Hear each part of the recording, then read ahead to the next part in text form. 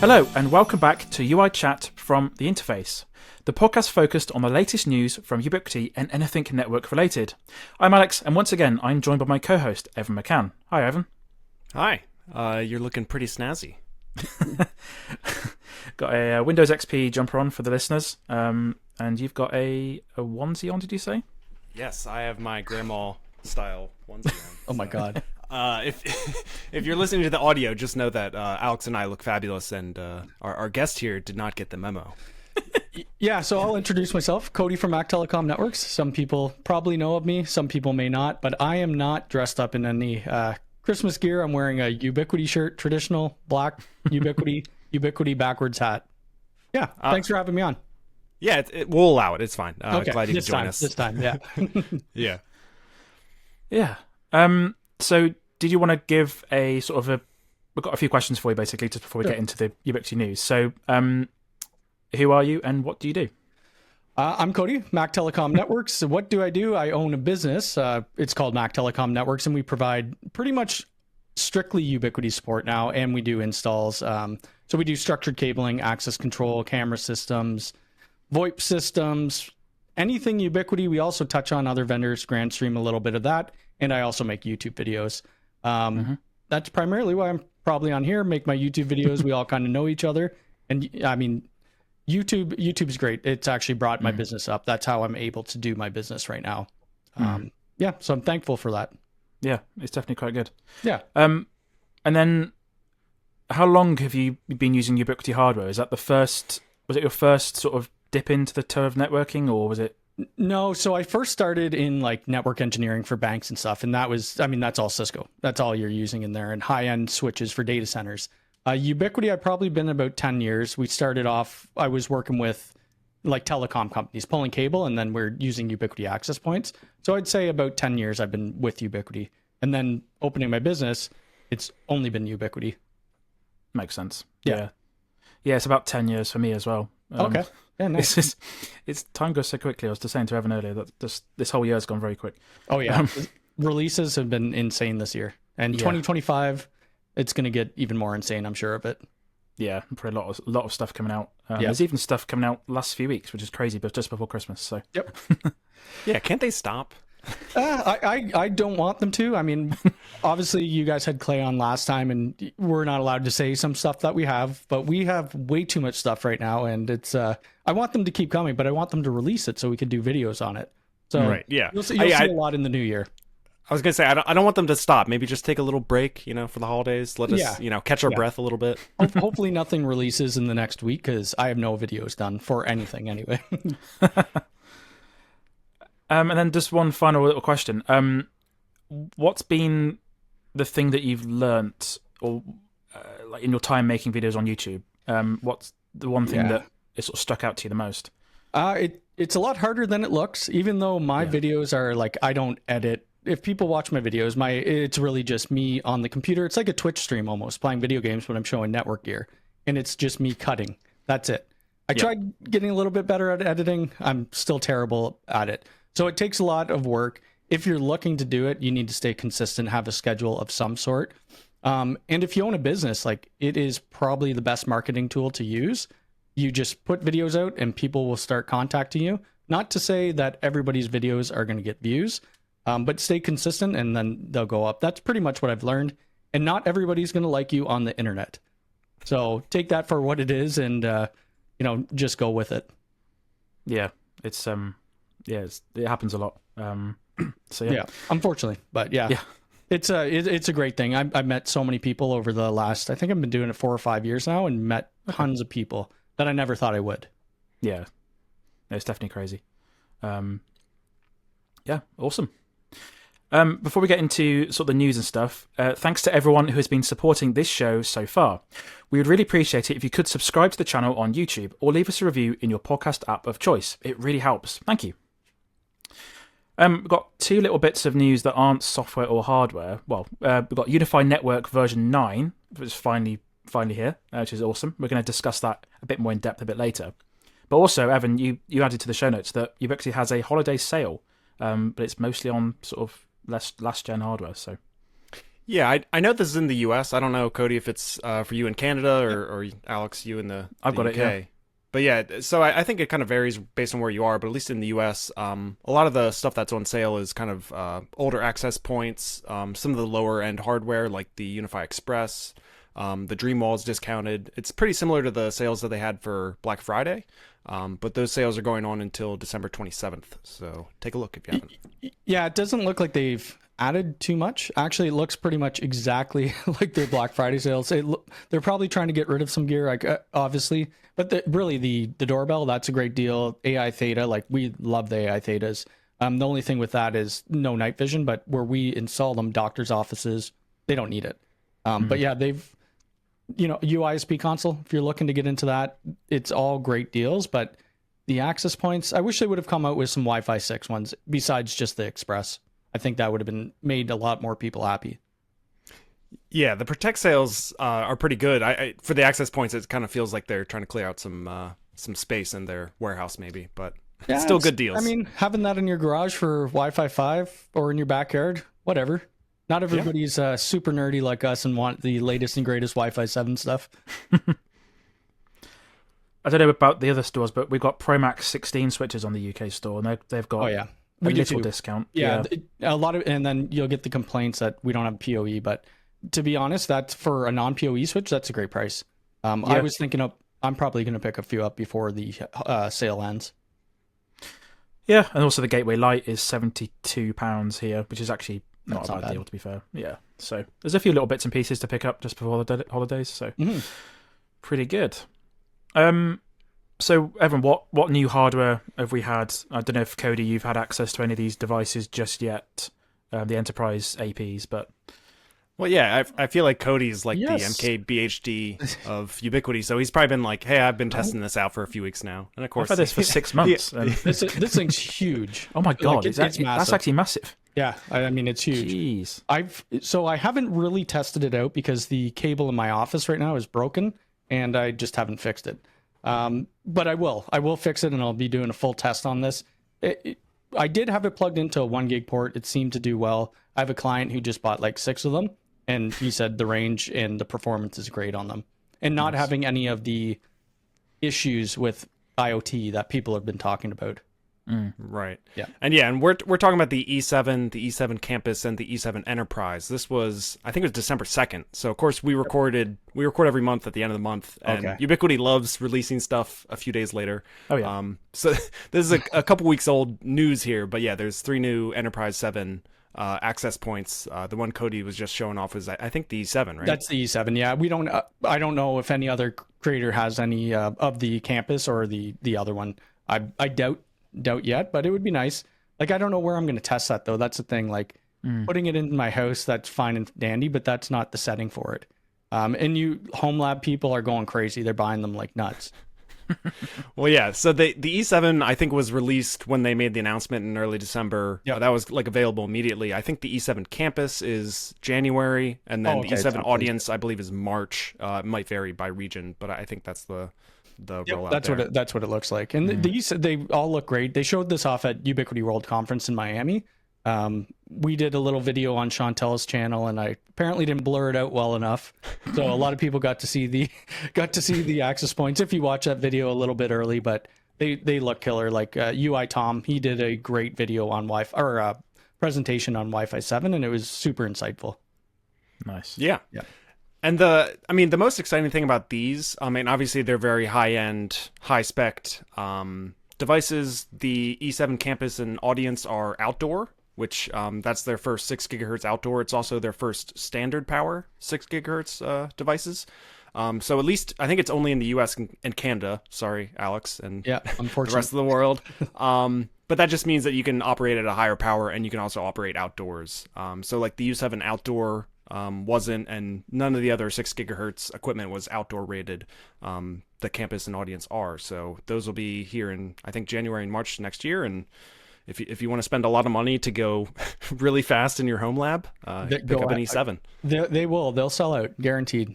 Yeah. What I find interesting with these is that they've borrowed some AirMax technology. So they got the Prism filtering. Yep. So they've had the Prism filtering on the Rocket 5AC Prism way back in like 2016, and it's sort of it's like a bit of magic that filters out a load of noise. And then the quote from the video I wrote down was, "Prism technology down converts the incoming Wi-Fi signal to an intermediary frequency before up converting it back to the Wi-Fi receiver." So if it works anything like the Prism stuff does in the rockets, it should sort of get rid of some noise, especially as these can go. The two outdoor ones are quite far distance wise for clients, so. Oh, for sure. I'm hoping I find a client who can leverage these, and then I could do a proper testing and video on it. Because right now my backyard's like 30 feet. This is not, it's not going to work for that. Yeah. Well, yeah, the E7 has a spectral analysis radio, same as the U7 Pro Max. The E7 campus and audience have that, but they also have our Prism filtering, which, very cool to see that come over from Air Max. If you need outdoor stuff, you'll probably need more than 30 feet to test it, but probably very impressive stuff. I'm not going to do a test in my backyard. It just doesn't work. I'll find somebody who I could give them some free APs to do some testing, or I just won't do a video on it. But we'll see. I'm sure I could find somebody local who will take them off my hands. Right. Yeah. Also, the E7 audience is obviously the refresh version of that UWB XG, I think it was called before. Yep. And obviously now, because it's Wi-Fi 7, this device has now moved from having just 5 gigahertz to both 5 and 6. And it said that one could handle 1,500 connected devices and 12 spatial streams, which is just bananas. So I would kind of assume that they've deployed this in the FedEx forum already. I think so. I don't know 100%. I could talk to a couple of people and see, but they were using the old base station XGs before. So I think they would probably convert and do some testing, because that's large scale. They could actually test that to see how they perform. And no one would realize that they're actually using those. So no, absolutely not. No. I'll find out. That'll be we'll see. For the next time, I'll let you guys know, and you can put it in the next video. Oh, cheers. Yeah, thanks. Yeah, 3 new APs, as Evan mentioned. One of them's out now. 2 of them out in 2025. But yeah, really nice sort of addition to the lineup there. So it's pretty good. And then I think actually the news was, I think I saw this news broken from Cody and Clay actually on Twitter the other day. These are some new Ubiquiti branded cabinets. Now, yes, I haven't had much experience with these type of cabinets, but the one thing that stuck out to me the most was these ship with a temperature sensor and also fans pre-installed. Is that a common thing with these sort of cabinets? Is it that they have? I would think so, just because of not even the cost. Like the cost isn't actually that much money. I don't think anyway. Like I'm looking at US prices, $1,400 for a 42U with casters, with fans and sensors. You would see this more data center style. I think it's great, and they're shipped fully assembled. The biggest pain point that Ubiquiti's had with trying to ship these or get these to the market was shipping and how to actually get them to customers.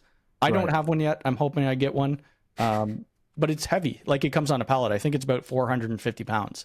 Jeez. On the pallet. When you take it off, then it'll be different. But I think most enterprise cabinets come with those. Yeah, I was surprised that they. There's 3 different versions. They have a slim and a regular depth, 12U.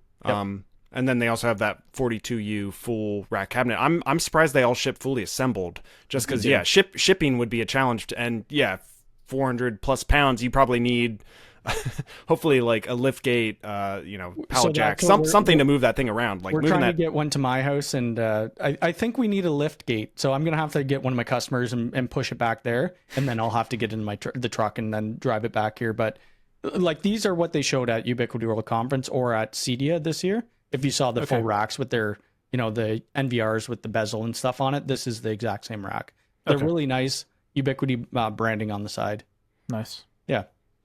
And you could definitely you can definitely find options below it as far as like if you just want the cheapest 12U cabinet possible. This is not that. These are definitely a little bit nicer just for looks and for having the sensors and all of that and having it fully fully assembled. But I don't think that they're unreasonable, especially when you consider shipping and all the stuff that comes with. The shipping cost is one thing that I think people don't realize especially with the 42Us.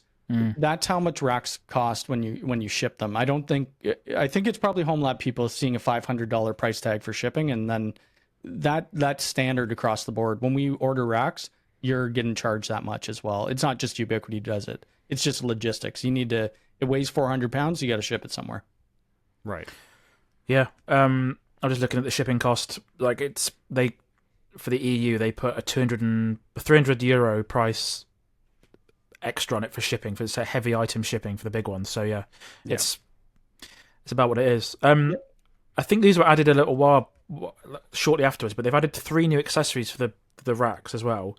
A full depth rack shelf for the 42U cabinet, but also horizontal rack cable management and vertical rack cable management, all of which are fairly well priced, I think, and all metal and stuff. So that's pretty nice. They look decently priced to me. Like the vertical, it has me more interested than the horizontal. I could get a horizontal anywhere, but the vertical, just to actually tie up your cables that are going from switches down to servers and stuff like that, like it's really neat. I didn't actually see this at UWC. They probably had it in one of their racks. I'm hoping I get one of those too, because you definitely need some sort of management within your rack. And this for $59, I don't think it gives you 2 vertical cable managers as well. Oh yes, of course. That's great. Yeah, decent price. I think it's a decent price. Yeah. Yeah. And like most things, it's already sold out. Yeah. Yeah, it's sold out everywhere. Yeah. Yeah, it's kind of crazy. Cool. That's pretty much the hardware for this episode. We've got quite a bit of software to get through. The first of which we mentioned a minute ago. It's UniFi Network 9, and we've got 9092 EA, but also today, a few hours ago, 90106 launched as well, and these 2 versions have varying different features in them. The first of which is this zone-based firewall option. I've never seen this type of thing on a firewall before. Is this quite a common thing in other vendors, or is it quite unique to Ubiquiti? I think like Sophos and that might use it. I don't use any other brand now. Like we used to use pfSense, and we still do support pfSense, but people who were coming from Sophos and other brands, they were looking at something more zone-based, and they talked about this in Miami as well. I'm not a huge fan of it yet. That's just because I don't know it as well as I know the old legacy interface. But it's like coming from UniFi 6.0 to what we're at now. It's completely different, like the old UI and the new UI. I think people will end up liking it when they refine it a little bit more. But we'll see. Seeing as it's EA, I barely touched it. Yeah, to me, this is, I mean, there's a lot of things included with 9. This is probably the headline feature, and I think it's huge. Like Cody mentioned, Sophos and plenty of other brands, especially the higher-end firewalls, this is common. And this is something I personally didn't think we'd ever see in UniFi. I mean, it doesn't really change what you can do. It just kind of changes how you configure your rules. So in zone-based, you can create like a group of networks. Like you can say, these are all my internal networks. These are my DMZ networks.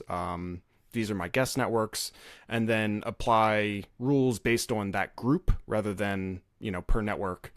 So you can still get in there and do granular firewall rules like you could before. And it actually does kind of walk you through, and it does translate all your existing rules into the new zone-based system. And it has a lot of built-in default zones, and there's some good help articles about all of these changes. It's still an EA, so I don't think we need to get too into it, but this is a big change to UniFi and kind of one more step on the enterprise journey. Yeah, they're gonna really people are gonna love it. I mean, if they're used to Sophos and those other vendors, they're gonna like this coming out. I don't think you need to use it. If you hit the toggle switch to say, switch me over to zone-based firewalls, then you have to use it. But I think right now you could use the old firewall, how they have it laid out, or you could use this one. So whichever you like. I'm sure they'll make you eventually do zone-based firewall. Yeah, and at least right now it's a one-way change. Yeah, so make sure you grab a backup before you click that button, because as of right now, you can't go back. Exactly. Yeah. I see. We've also got some information about Cybersecure by Proofpoint. I think this had a different name before. I think it's called Next Secure, was it before? I'm not sure. Next AI. That's it, yeah. Something like that. Yeah, I don't know if this is something they mentioned, because this is just signatures for IDS IPS, I believe. I think that's what it is. There was something else mentioned, and I'm not going to mention it here, but I think this just puts up your threat feeds pretty much, for different for each I think you have it in the show notes here. The EFG, it's 85,000. Other models, 45,000, which is great for the actual price point. I'm not paying it right now, but I'm going to. And it's $99 US a year. Well, yeah. So, I mean, this doesn't change the built-in free IDS IPS, which is Suricata under the hood. That's still free, still included. They're not charging for that. This is just adding additional signatures that are updated daily. So especially on the EFG and UXG Enterprise, you're getting, to the day, if there's a new malware detected, those signatures will be on and detected, and pretty important for those kind of large scale networks. It goes all the way down to, I believe, all devices except for the Express and UXG Lite, but even typical home like UDM, UDRs, they apply there, but they are kind of limited by RAM, and that is the cheaper $99 a year. I think it's per site subscription. Yep. The enterprise version with the additional signatures, it's like $900 a year. I think it's $75 a month. That's still not unreasonable, to be honest. And that's for what you're getting. Yep. Yeah, and that's in line with the one I saw. OpenSense offers the same add-on. Like Ubiquiti is not the first person or the first company to offer this add-on, and that's pretty standard pricing for this kind of subscription. Yep, of course. Yeah, I'm glad they're. I mean, nobody likes subscription models, but I'm glad they give you this as an option, as well as your 20,000 signatures or whatever your device could handle. So it is nice to have that as an option to be able to pay more if you want. Yeah, and it's saying, I think it said 45,000 or less for all of the models, but when you look on the help article, it's saying like something like the UDM SE, it's saying 55,000 plus signatures with cyber secure, and then there's a memory optimized mode as well. That's saying 30,000. Yep. So, I guess you can either choose which one it's going to operate in. So, yeah, I'll end up turning the memory optimize on and seeing how it does. I don't right now. I got something else in my rack, but I am putting the EFG eventually back there because the 35 clients that I have in my house really needs that firewall.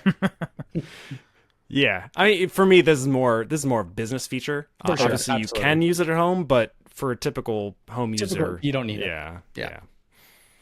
It is also worth bearing in mind that I believe this does work on self-hosted, so Hostify as well, because it's popped up on my dashboard to sign up to the subscription on awesome. a UXG Pro. So that's good. Yeah. What else have we got in this release then, Evan? We also got, I mean, it keeps going.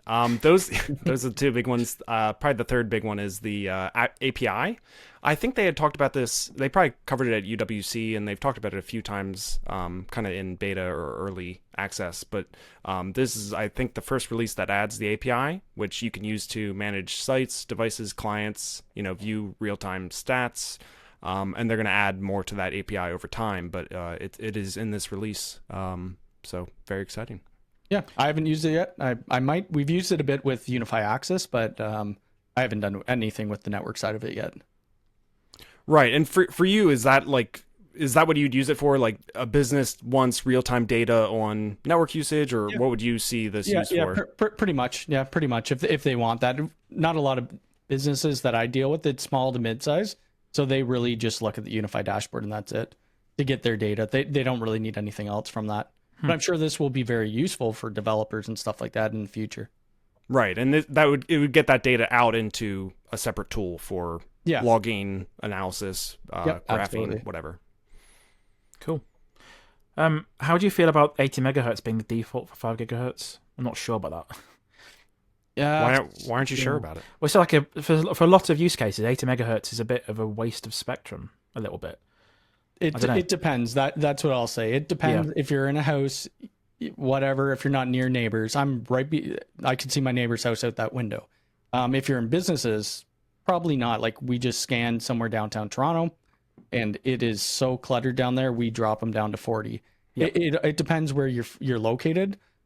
I would probably still set the default at 40. I don't know why they changed it to 80 because people are complaining about speed test. And everybody's about speed test. I rather have stable network rather than a fast network. It's still going to be fast, but I'm not going to be dropping out every second. Right. And I agree. I think 40 was a better default, and I think this was specifically to New users, they take their AP out of the box, they do a speed test, they go, hey, why is it slow? That's like the first thing you'll see is, hey, increase your channel width. Exactly. It's only 2 unique channels if you don't use DFS space. So yeah, if you have multiple APs, or if you're in a business, or if you're in downtown Toronto or a dense area, 80 megahertz is not what you want. But I have a feeling this is to limit support requests or people having a bad experience out of the box. But Absolutely. Probably not the best default. Yeah, because every other consumer bit of hardware is going to be default 80 megahertz. Oh, for sure. Maybe even more now. Even the modems, that Wi-Fi modem combo that they give here, they have it to the max completely. And you could see that all my neighbors are completely taking up everything. Yeah. The one that got released today was 90106, and this added software-defined WAN hub and spoke networks to the VPN zone, and this also coincided with a site manager release as well. This is like a new sort of site magic setup that you can have for VPN tunnels by the look of things. I took a quick look at it on the site manager. It looks cool. I mean, so it doesn't limit you anymore. You could have up to 1,000 sites. Oh wow. Pretty well. There's a couple things. If you're doing direct site to site, then you could only still have up to 20. But if you're doing the hub and spoke, you could have up to 1,000, which is massive. At no extra cost either. It's free. Yeah, they said that. I've never come across this type of thing, but it's to do with limiting resource load. And if you're doing a load of site to sites, you've got to have less site to sites. So, yep. Yeah, it's going to be cool once it fully comes out and I could do some real world testing in it. I think lots of people are going to like this. I already know a few of my buddies who are going to be using this extensively. Nice. Yeah, and that increased limit to 1,000, that's probably the biggest thing with this. That's pretty impressive.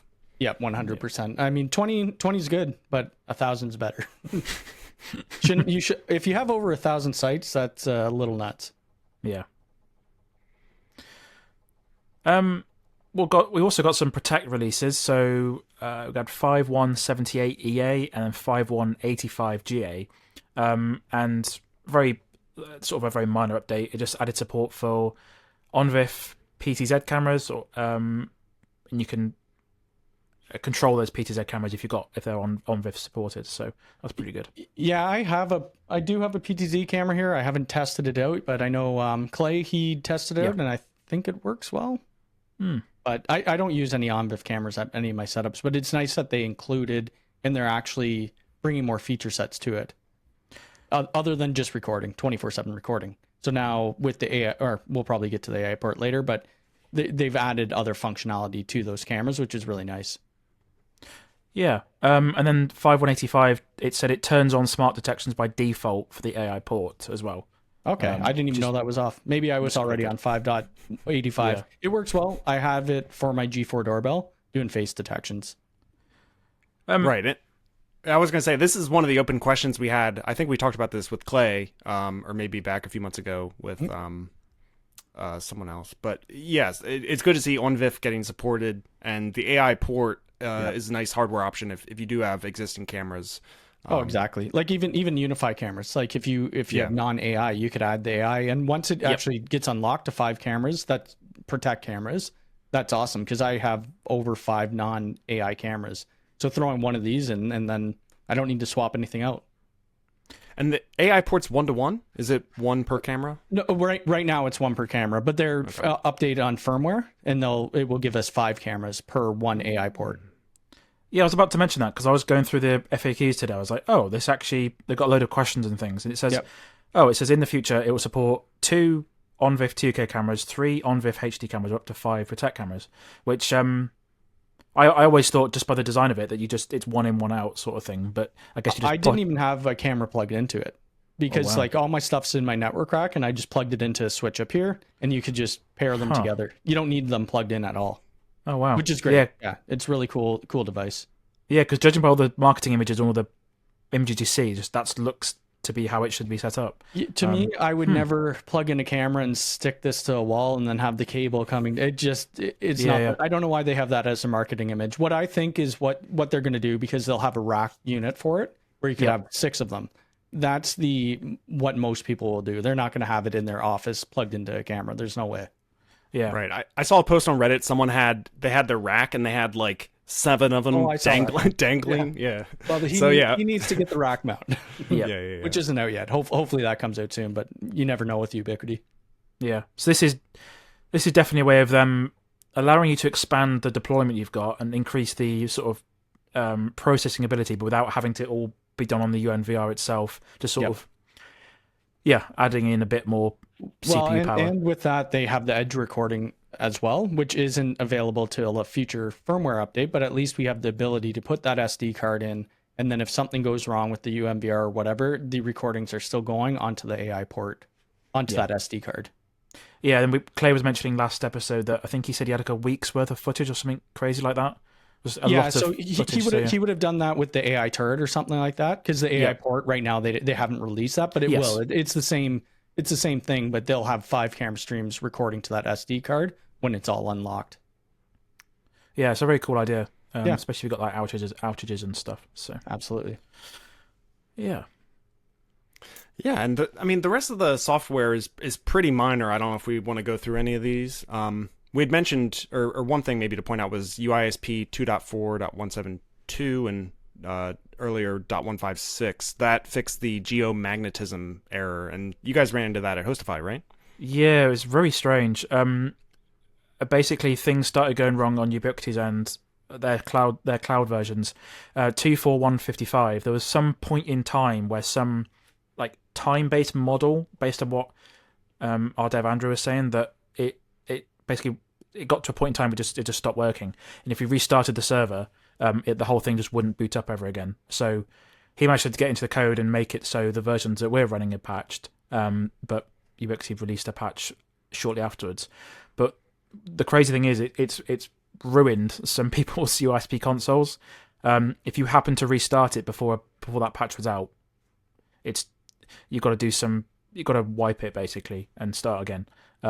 Or you can try and SSH if you had SSH enabled, and try and update it to a later version. But the UISP console I've got, it sort of was boot looping with UISP. Every time you go to the port number for it, it just kicks you back into the local GUI for it. So that was a bit of a hot mess, to be honest. Yeah, you don't see that too often. I mean, years ago they had a firmware that broke everybody's Wi-Fi. I mean, this was going back years and years when the UDM Pro just released.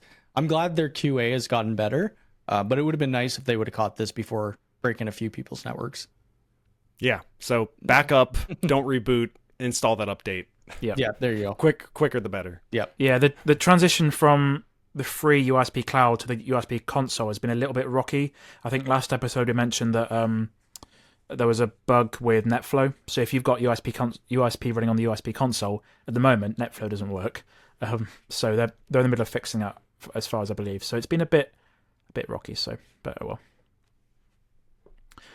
But yeah, you're right. A lot of the stuff for the rest is all UISP based. There's very minor things like UISP Fiber 4.9, which is its first update for 6 months, which is woo. And then obviously Site Manager. Of an update,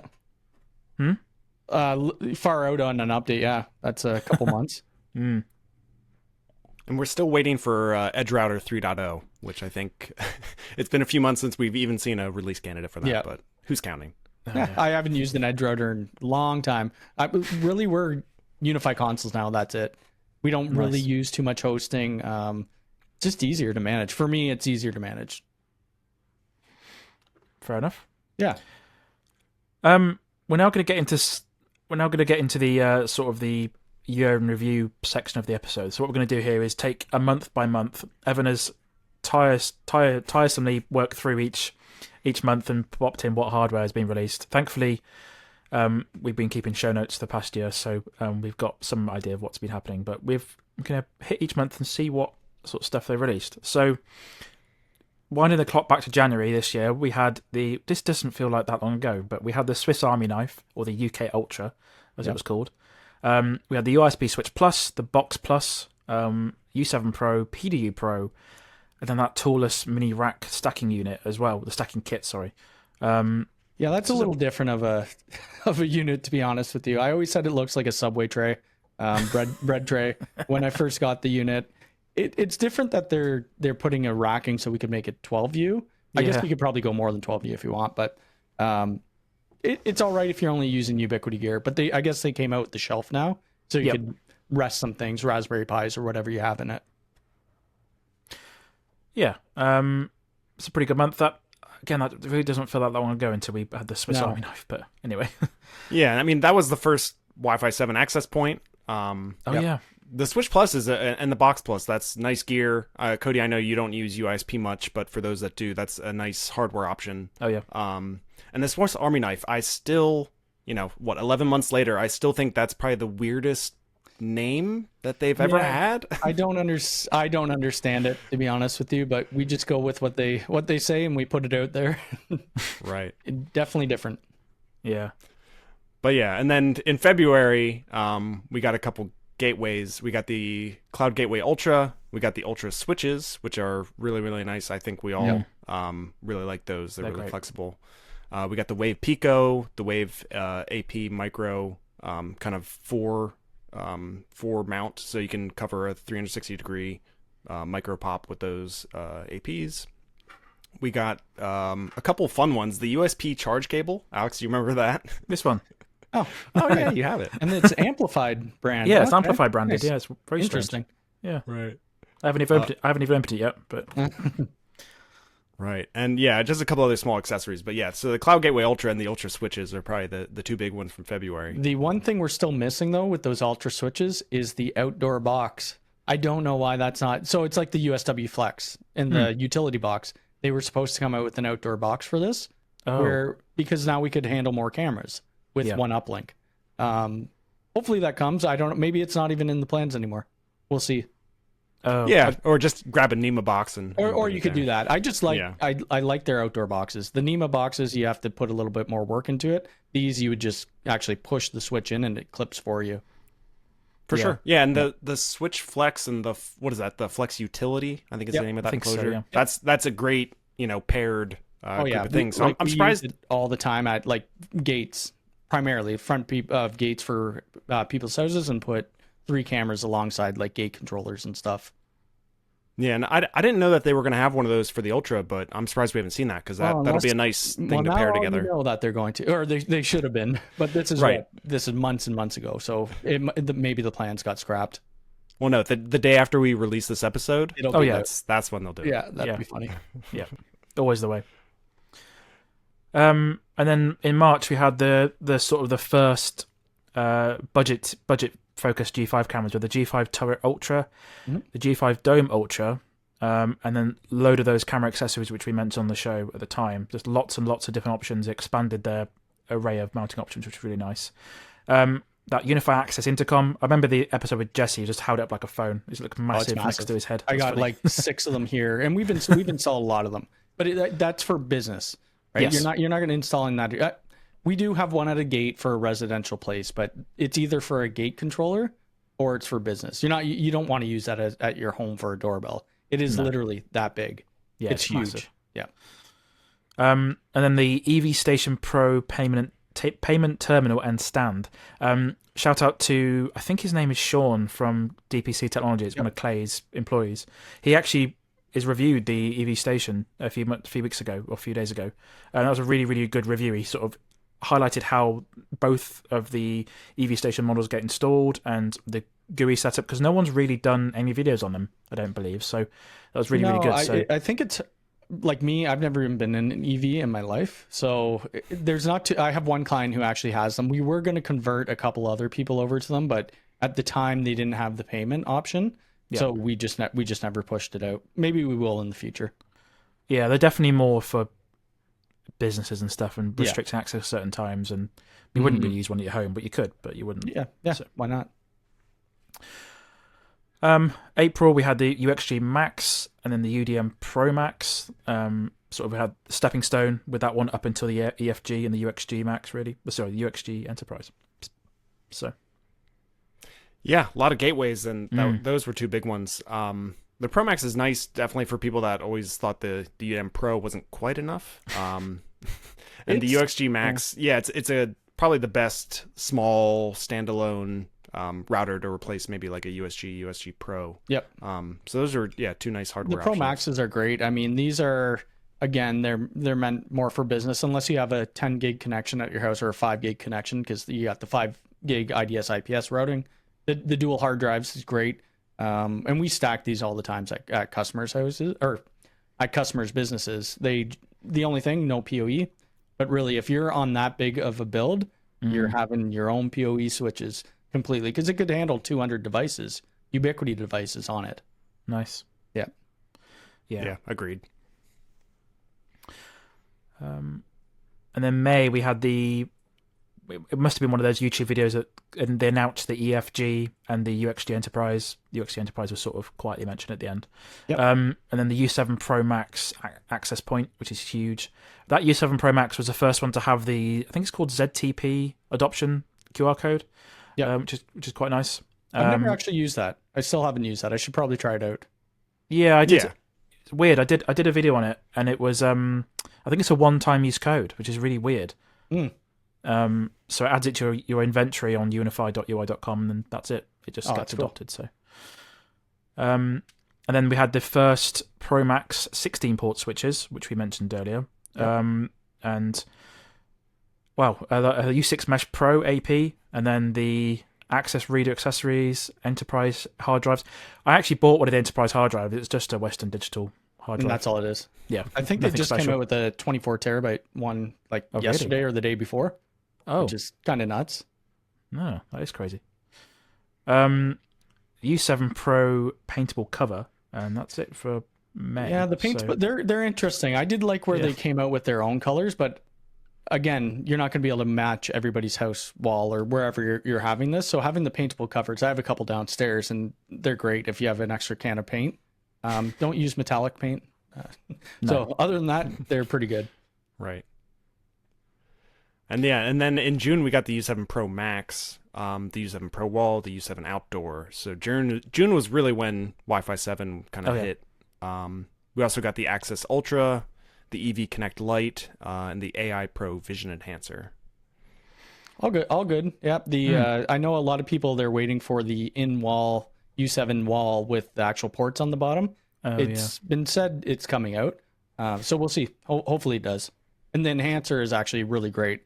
If you're looking for a two-way or for a loudspeaker, that thing is crazy loud.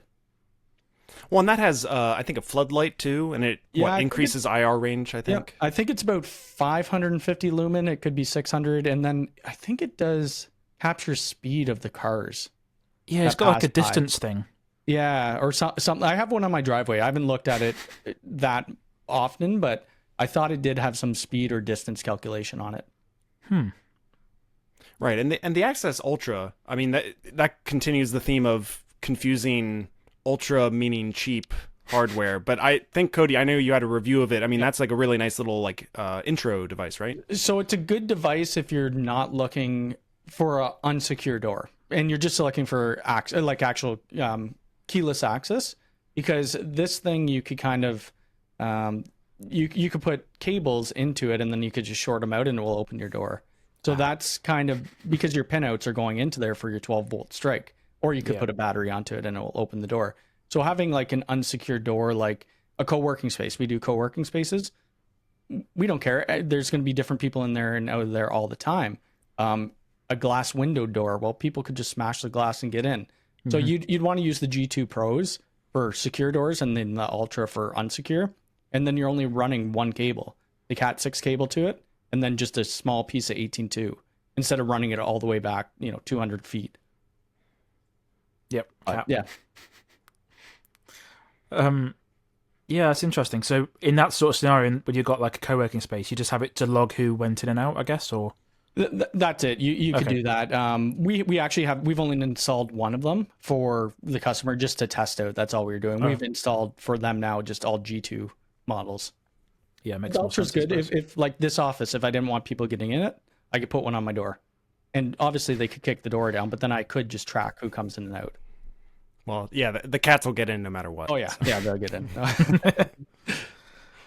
And then July we had the Cloud Gateway Max, and then the Edge Max line was refreshed with new logos. This wasn't all of this is like really breaking news stuff, really. But it was like Edge OS, Edge switches, Edge routers, Edge Max in general. Like it has been on life support, and I think we both find joy in those little signs of funny. life. Oh, yeah. So the fact that they changed the logo to, I think it was I don't know what it was before, but they changed it to the UISP logo, or the new style UISP logo. they So it's refreshed just like, some of the ha. hardware. Yeah.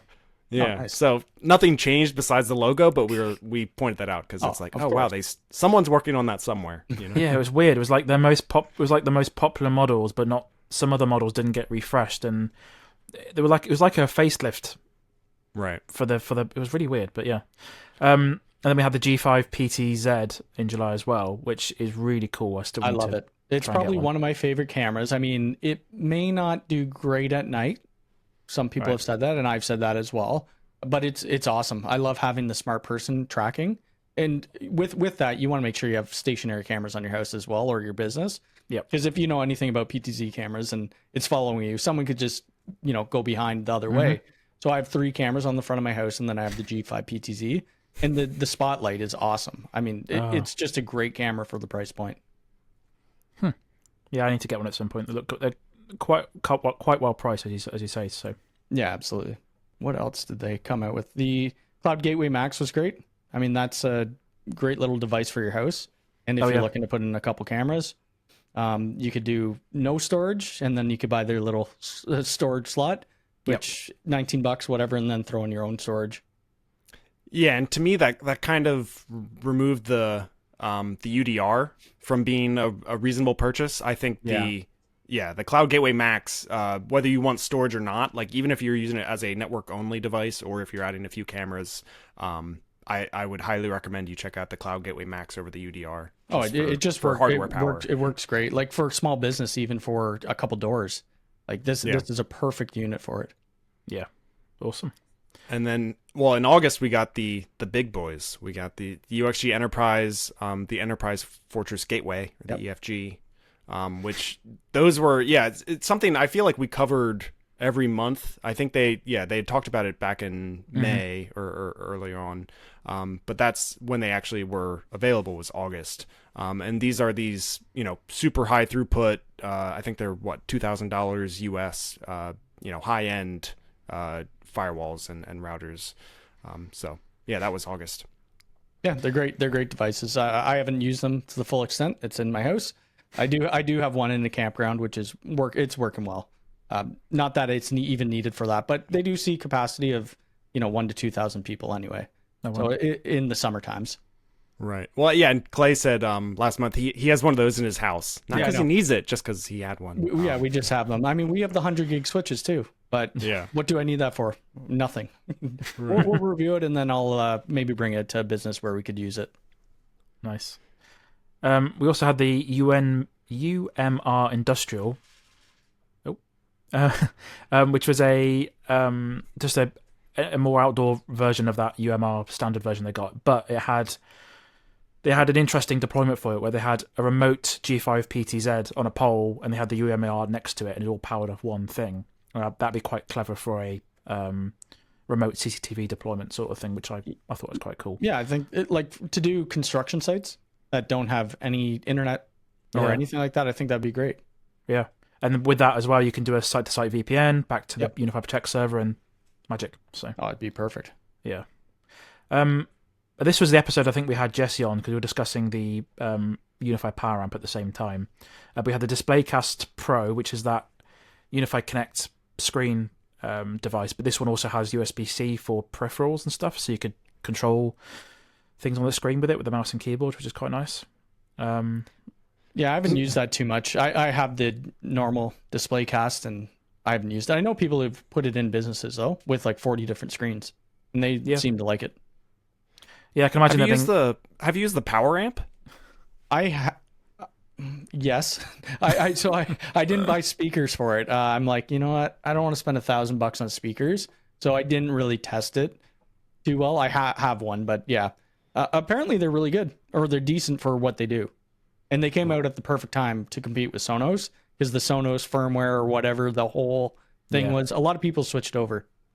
Right. Yeah, I was gonna say August was a good time to release that product because that was when Sonos had that. They had, I think it was like a new version of their app, which broke a lot of things. Yeah. So yeah, now Ubiquiti is Sonos as well. Competing, yeah. They're in a lot of different markets right now. Yeah, it's crazy.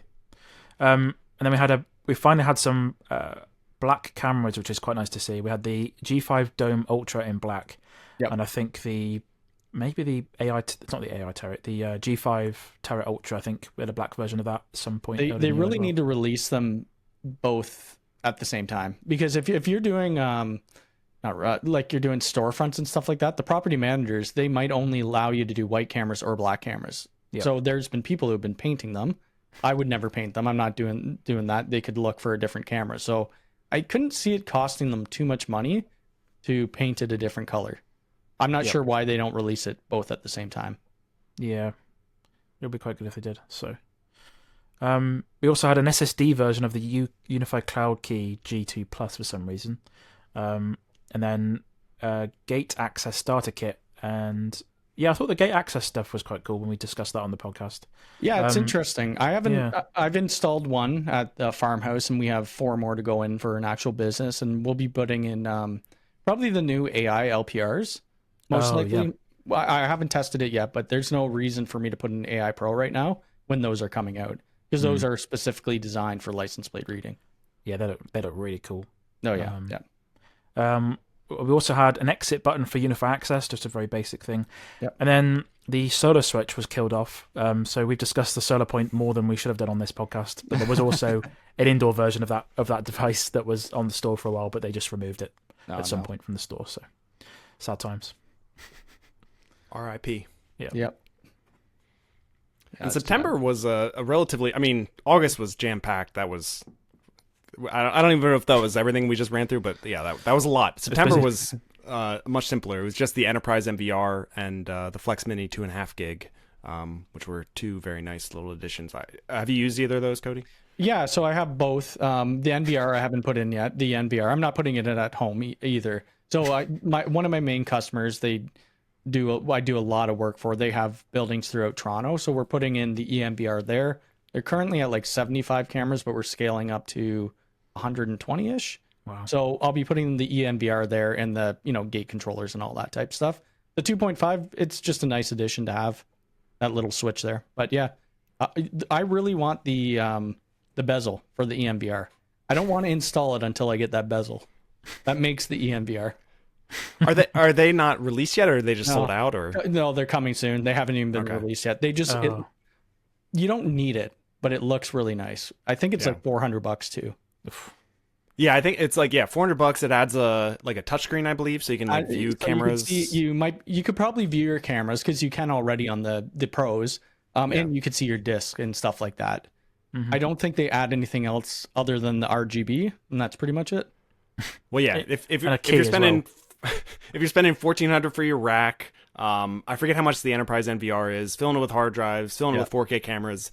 What's $400? For a little exactly. You're already over, close to $10,000 at least. Yeah. I think the bezel, you can lock it somehow as well. Oh yes, you can lock it. Yep. Yeah. Not sure how, but yeah. And then October we had the UNAS Pro, which has been out of stock for ages, and we'll talk about it a bit later. But I finally got one as well, which is really good. Oh, nice.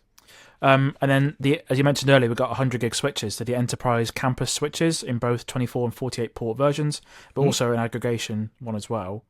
And we had the UniFi Device Bridge devices, which is UniFi Device Bridge devices. Yeah, the Device Bridge standard one, and then the Device Bridge Pro, the latter one being more of a nanobeam style device. And then the UMR Ultra, which is like a Ultra by name, it's a budget version. Mm-hmm. And then the Wave MLO, which we still haven't had. I think we said last episode we still haven't had this be released. These are the 6 gigahertz and 5 gigahertz next gen point to multipoint platform, essentially moving on from AirMax and LTU. Still in December we still haven't had those. They were talked about in October, so we'll be getting them next year, I'm sure of it. Yeah. The year's almost done, but it'll be something else for a later podcast. Yeah, definitely. Oh, and the intercom viewer table stand like that. I know it's such a little device, or it's not even a device accessory. I cannot believe it didn't come out with one. We had these just in the electrical boxes sitting on people's desks, and it looked terrible. Like it was the worst thing. I'm glad they came out with this for $29. It's perfect. Nice. So what are your thoughts on the UNAS? If you spent a little while with it now, I like it. I really like it. So what I do, all my videos, I'll record it to the UNAS, and then I'll edit right off of it. My video files aren't large, right? Like I do 4K shooting, but it's not like they're crazy huge files. It's easy to share. Like when Ubiquiti does a briefing with us, we get some, the spec sheets and stuff like that. They actually send us a shareable link to their NAS, and I love it. It's just so easy to use. We don't need Docker on it. We don't need to overload it. Let's just make it. Let's have our storage, and that's how I think about it. Yeah. And I think a lot of people actually like it. I was expecting more negative reviews, or from people who bought it than we got. Like my comments are pretty much all positive. Huh. Yeah, I've never used a NAS before, so this is like my first sort of. Oh, you're just slapping a couple hard drives together for some recordings. Yeah, you'll love it. You'll love it. It's a great device. Very easy to use. Yep. Yeah. And then, as you mentioned before, the Enterprise campus switches, which I guess you've barely touched the surface on. Yeah, we only have. I don't know. We only have the aggregation switches right now. We don't have the other two, like the only aggregation. So I haven't even racked it yet. I probably will eventually, but I just don't know what to do with it. I have a aggregation pro switch in my rack, and that is pretty much sitting empty right now. Right.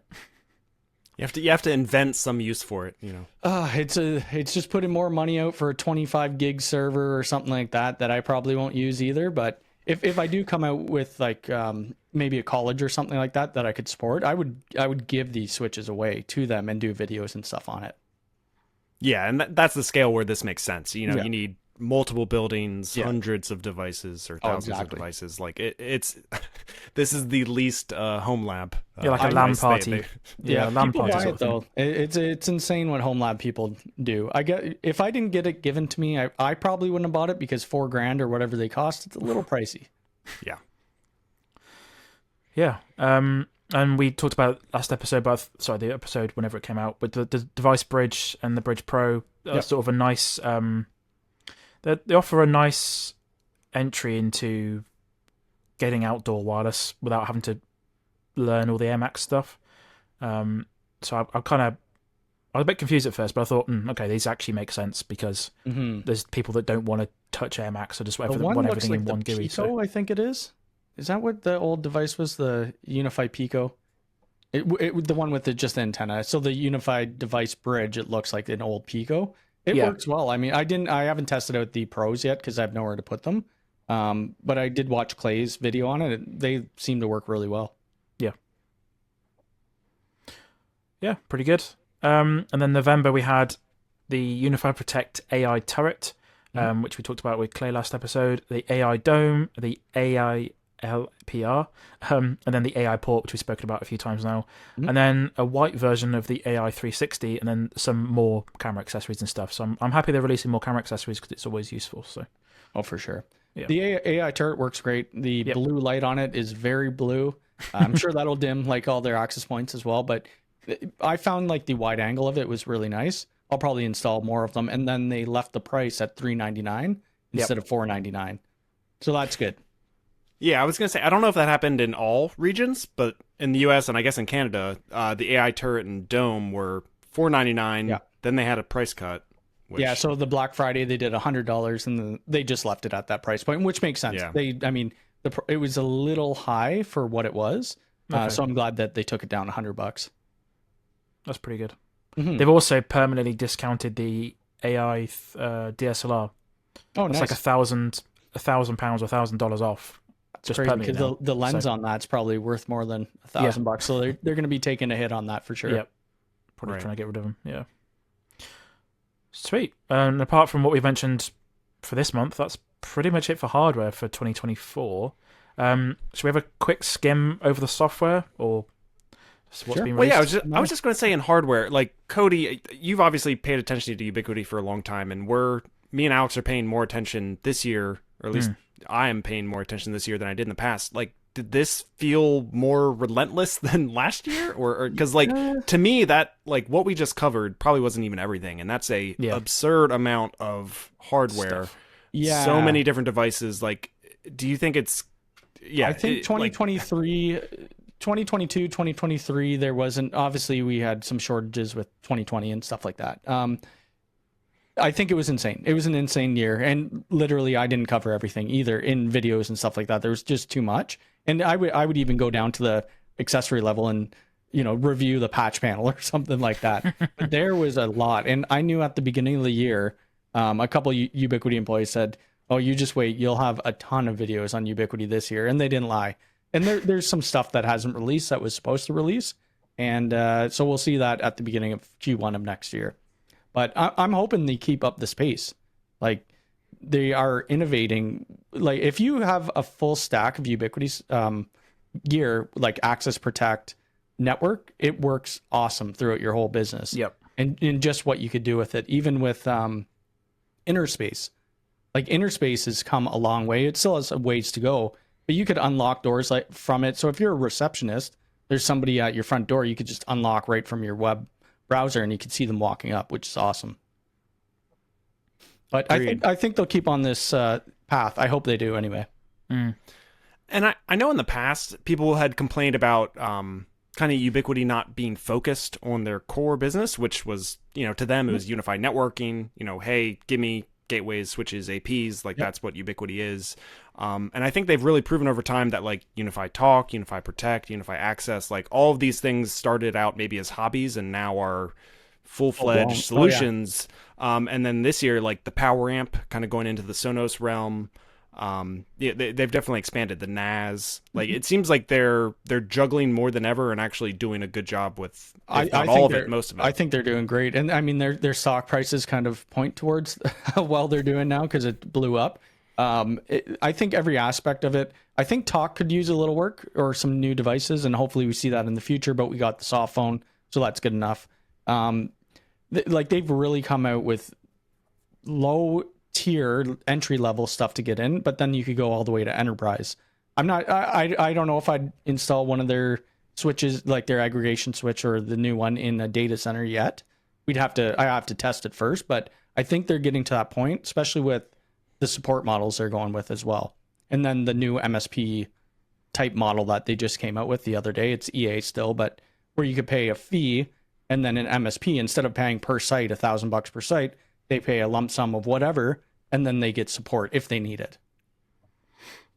I also think when people used to say, "Oh, they're doing too much at one point," from what I remember, Ubiquiti has always been a very modular company. So rather than having one big office full of a load of people, there's one team in one country like Taiwan that does one thing or a subset of things, and there's one team elsewhere that does something else.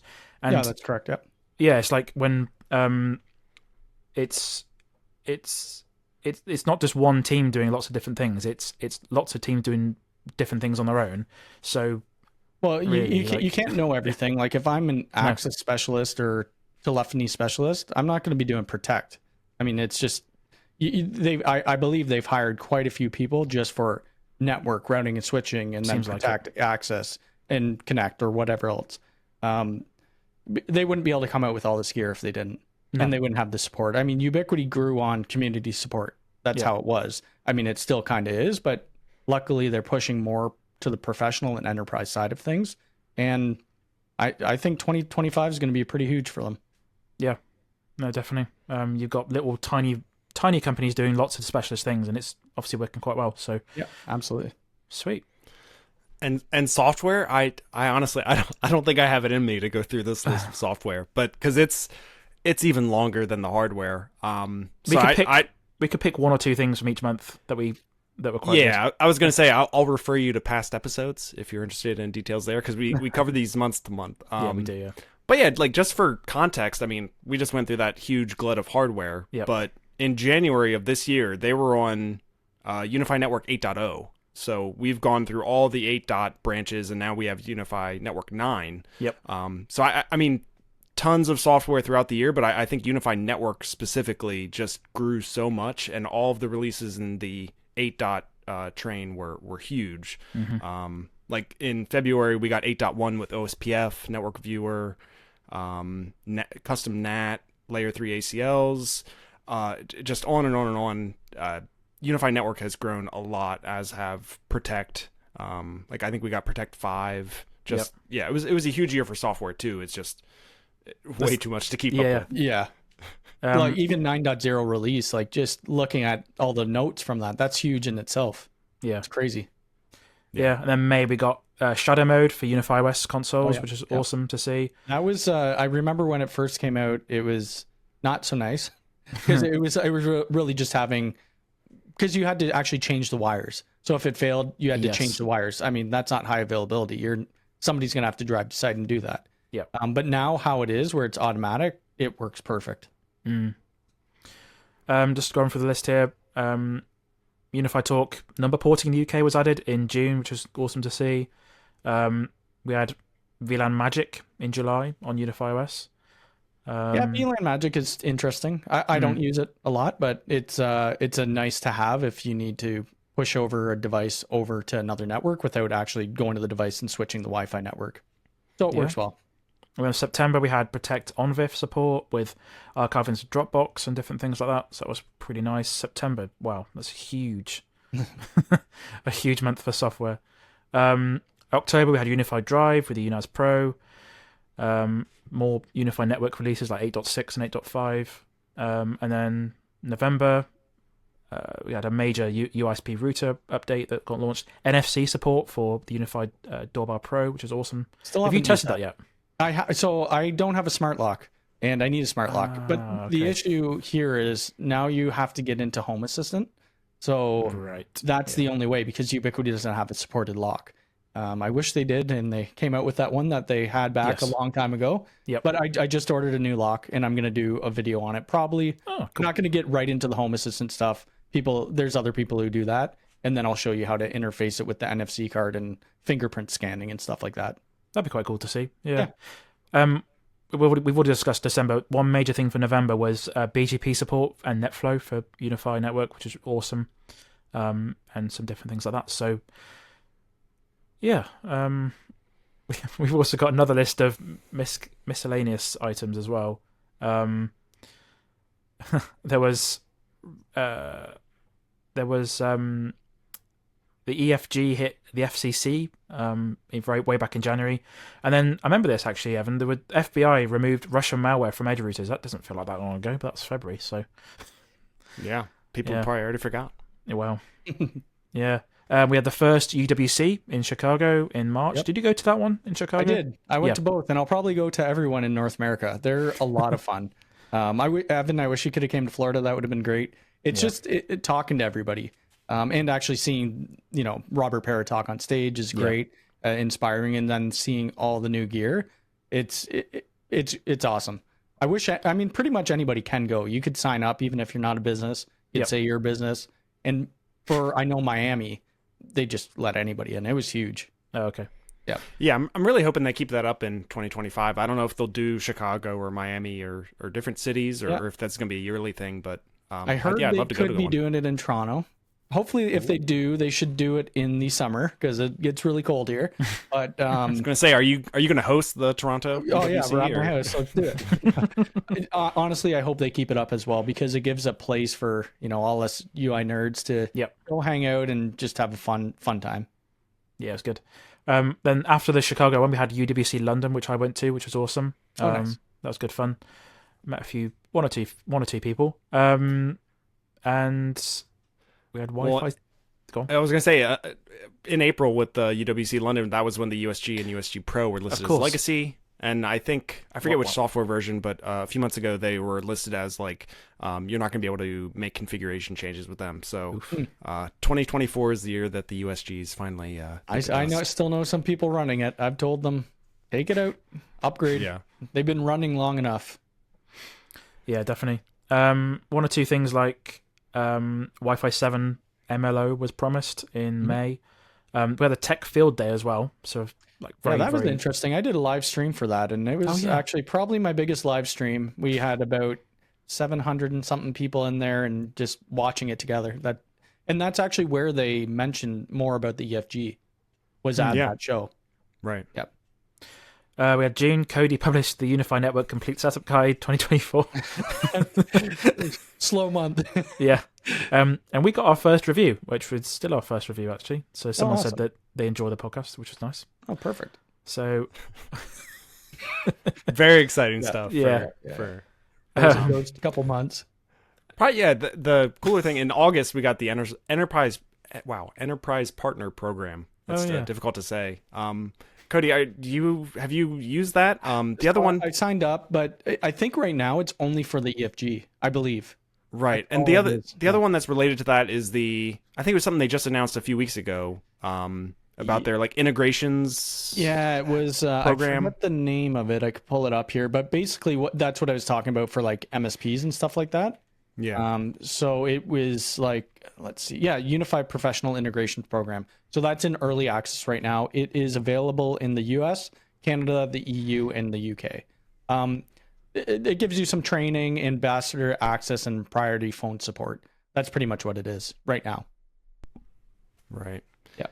I'm hoping to expand on that. Not the integration program, but to the enterprise program, to all of their enterprise gear. I would assume they would. That's the name of it. Like the EMVR should be a part of that as well. And it's to give a discount to integrators. That's pretty much what it is. Right. And I have a feeling we'll see a lot more of these kind of things or expansion of these coming next year, just because, I mean, we covered the hardware, we covered the software, but I feel like the other big complaint that people have always had is lack of support, or I can't use Ubiquiti in my business because I can't call someone, or those kind of things. I think they've made progress on, and they're probably going to do a lot more in that area. Yeah, I think that's what we'll see a lot of focus on in 2025 for sure. Yeah. And we also had, the UWC Miami was announced. We had Alarm Manager and the Pro AV support for UniFi Network, which was quite cool. And then skipping to October, the free UISP hosting went away, which, as we touched on earlier, caused a lot of problems with UISP console because it wasn't quite ready for prime time.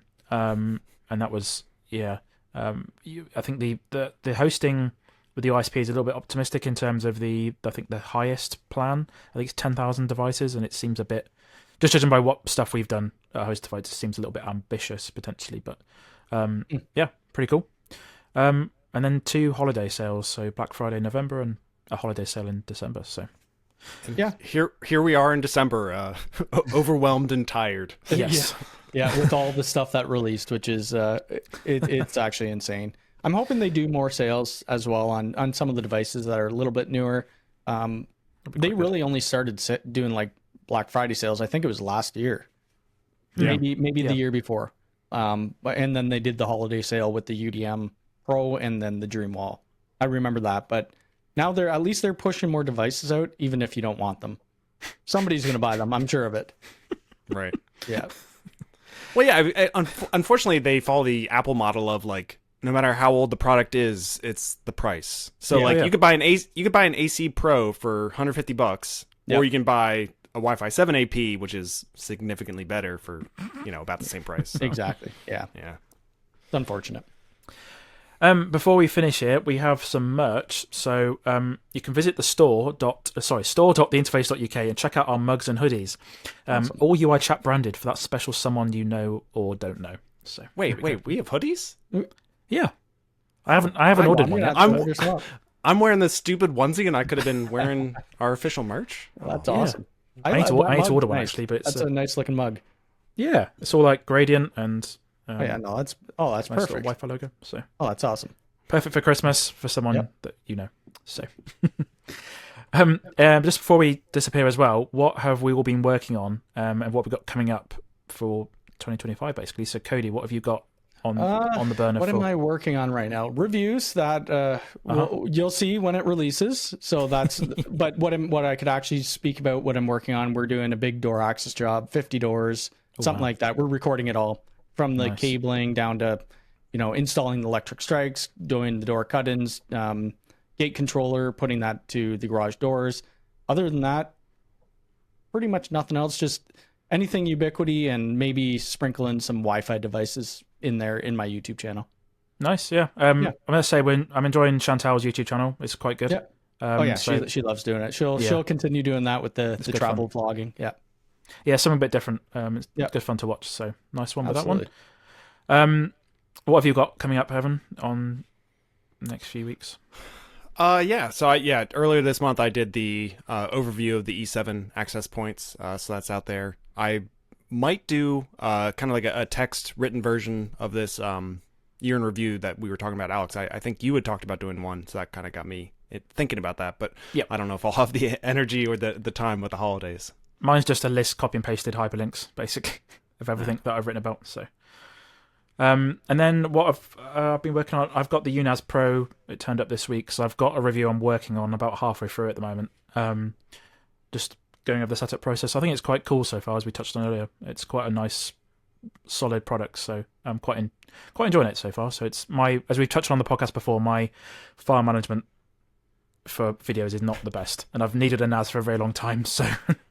It's getting better now. There you go. Yep. It's getting there now. So yeah, and also all the various car reviews I do on the interface cars as well. I've done so much stuff in the last few weeks of car reviews. So, but got a few bits coming up next year. I think I've touched on the EV podcast I do, but taking an EV to Ireland next month. So early next month in a few weeks' time. So doing a little EV road trip with that. I might film it. I'm not sure. But yeah, little trip up there. So it'll be quite nice. So. Nice. Awesome. Yeah. I think that's pretty much it for this episode. It's definitely a long one. And thanks both for sticking around. So thanks for listening to this UI Chat podcast. If you like what we do, follow the show on all the podcast platforms and on YouTube. Give us a rating. It really helps other people find this show. Where can people find you online, Cody, if they want to check out your content? YouTube.com/Mac Telecom Networks, Instagram Mac Telecom Networks, TikTok Mac Telecom Networks. Yeah. It's almost like you got it practiced. Exactly. And what about you? What about you, Evan? Where can they find you online? evanmccann.net. Sweet. For all the chapters and show notes and various links that we've discussed, check out the show notes at theinterface.uk, and we'll see you again next time. See ya. See ya. Cool.